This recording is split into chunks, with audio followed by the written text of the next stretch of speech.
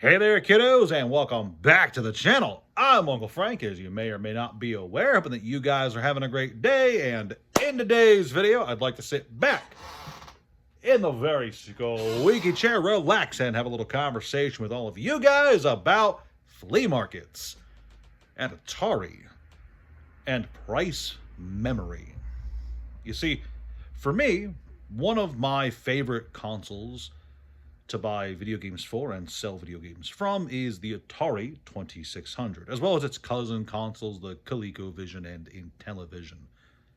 And these three consoles, as well as a bunch of other really old consoles, Commodore and such, they sit in a really weird piece of video game history. They sit in this weird corner of video game history. You see, everyone acknowledges how important the Atari was to the overall development and history of Western video games, especially. Everyone really, kind of understands that the Atari company and the 2600, the home video game consoles, really changed the industry, started the foundations, honestly, for mass popularity for video games. And some companies really got their start back then. Nintendo was around. They put games on the Atari. I think Activision got its start with Atari. And there was a lot of really cool games. But for the most part, people tend to ignore the actual contents of the console, the actual games. Yes, there's some breakouts. There's like Atlantis 2 and the one version of Superman where people do acknowledge their rarity, their price tag, and all that jazz, and they are super excited to bring up those rare games when they're talking about the console. But for the vast majority of the games, even some of the better games of the console, and there are some really solid ones for the Atari, believe you me, people really, in my experience, I should say, purely anecdotal. This is an anecdotal conversation today. In my experience, people tend to treat the Atari 2600 library like it's 2008. 2009, 2010. And this price memory of when retro games were priced at back then really seems to have bled into modern opinions about these games and the entire Atari library. Whereas the rest of the retro video game markets is relentlessly marching forward. We see it every few years. There's a big leg up with regard to any game console older than 10 years, especially like the GameCube, the PS2, the PS1, N64, Super Nintendo. Those ones like really seem to jump up a bit every so often. You're always hearing about big sales. Oh, this super classic game, Mario, Zelda, Castlevania 4. Every so often you'll hear that it broke new heights for a sealed copy, or people were freaking out about finding a loose cartridge. And every so often I look at the retro game library I have over on that side of the garage. I really should have filmed this video in front of my game shelf, now that I think about it. Oh, well, your uncle is not a forward planner. Every so often I'll look at my actual game library and be shocked at the price tags some of those games have. Meanwhile, I'll look at the Atari library and be surprised that, well, yes, there are price tags associated with it. You can buy most of those games for very cheap, especially if you're just kind of open air marketing with people who haven't really engaged with video games in quite a while. Because let me tell you why buying Atari games is one of my favorite things to do when it comes to buying and selling and flipping all that jazz. You see, most people I've bought from, most people I've experienced purchasing Atari games from, like I said, they still treat it like it's the early 2000s, where you could get a complete unboxed Atari game for like $5 and a loose cartridge for $1.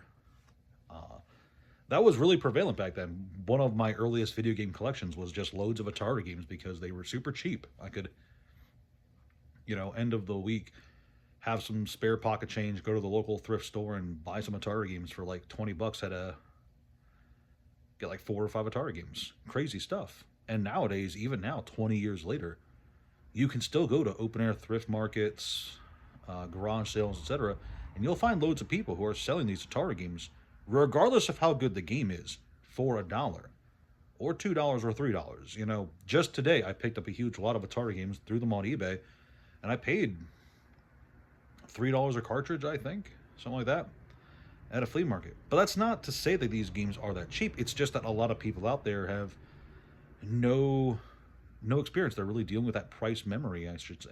I shouldn't call it price memory. They think that these games are $1 because once upon a time they were $1 for the longest time.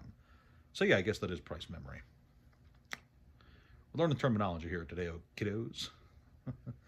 But the thing is, these games aren't $1. Most Atari games, yes, there are some duds that are absolutely like $1 or $2, even in pristino condition. But a lot of them aren't. A lot of them have a price tag. One of the games that I like to pick up a lot is Pitfall. Pitfall is like a $10, $15, $20 game, depending on the condition. It's a really solid game. Video Pinball's a super cheapo one, but it's a really fun game. I like that one a lot.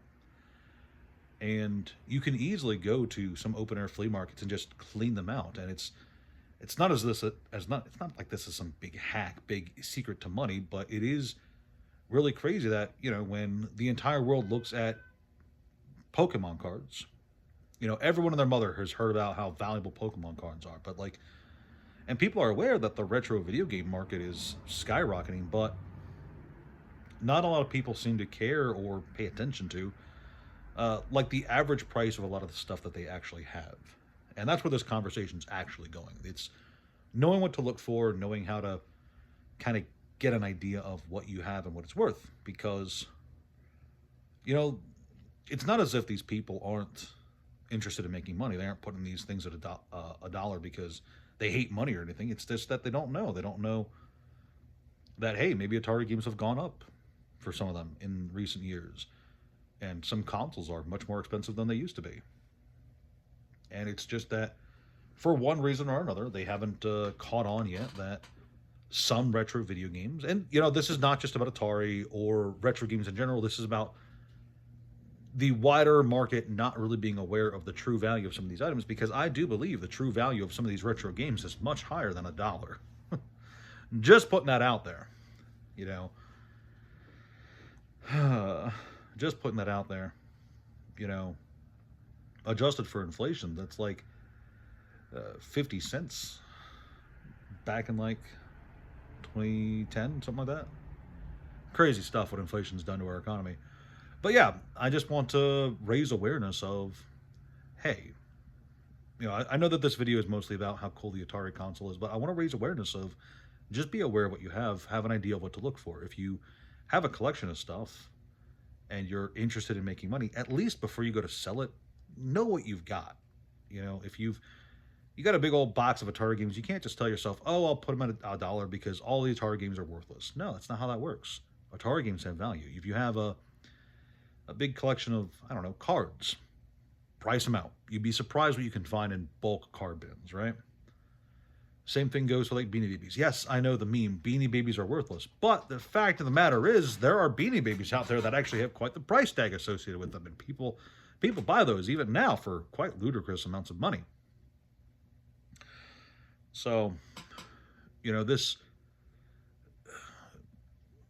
price memory with Atari is really more of an example of, you know, I wouldn't call it like ignorance, but widespread market obliviousness, where, you know, there's just this accepted